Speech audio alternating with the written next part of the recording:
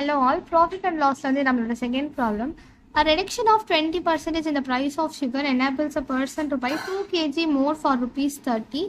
Find the reduced and the original price per kg of sugar. இது வந்து நம்ம ஆக்சுவலான ஃபார்மேட்டில் சால்வ் பண்ணதான் ரொம்ப பெருசாக போகும். ஆனால் நமக்கு வந்து அதனால் ஷார்ட்கட்டில் பண்ணுவோம், நமக்கு அவ்வளோ டைம் இருக்காதுன்றனால. ரிடக்ஷன் ஆஃப் 20% இதான் அந்த ஃபார்முலா. ஒரிஜினல் ப்ரைஸ் கண்டுபிடிக்கிறதுக்கான formula AR divided by 100 minus R into N. Reduced price கண்டுபிடிக்கிறதுக்கான formula AR by 100N.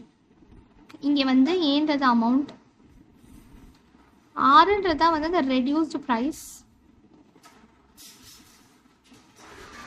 And N வந்துட்டு எவ்வளோ அவங்க வாங்குறாங்களோ அந்த அமௌண்ட்டை, லைக் பர்ச்சேஸ் பண்ணுற குவான்டிட்டி. ஓகேவா? அப்படி நம்ம சப்ஸ்டியூட் பண்ணால் நமக்கு கிடைச்சிடும். இங்கே என்ன கொடுத்துருக்காங்க, அமௌண்ட் என்னது 30 rupees. 30 rupees for rupees 30. என்ன அமௌண்ட் வாங்குறாங்க 30 இன்டூ ஆர் எவ்வளோ ரெடியூஸ் பண்ணியிருக்காங்க 20%. அப்படி 20 போட்டுக்கலாம், பர்சன்டேஜ் நம்ம எந்த கன்வர்ஷனும் பண்ண வேண்டாம். பை 100 minus 20 இன்டூ N வந்து எவ்வளோ கேஜி அவங்க வாங்குறாங்க, எவ்வளோ குவான்டிட்டி வாங்குறாங்க 2. இதெல்லாம் போட்டுப்போம். அப்போ 30 into 20 by 80 into 2. 0 0 கேன்சல் பண்ணுறோம், 2 2 கேன்சல் பண்ணியாச்சு. So 4 2 4s are 8, 15 15 by 4 15 by 4 நமக்கு கிடைச்சிது. ஸோ இது வந்து ஒரிஜினல் ப்ரைஸ். இது இன்னும் ஃபர்தராக நம்ம கேன்சல் பண்ணோன்னா 3s are 12, 30 வரும், 4 7s are 28, அப்ராக்சிமேட்டாக 3.7 கிலோ நமக்கு கிடைச்சிருக்கு. இப்போ நெக்ஸ்ட்டு ரெடியூஸ்டு ப்ரைஸ் கண்டுபிடிக்கிறதுக்கு AR by 100.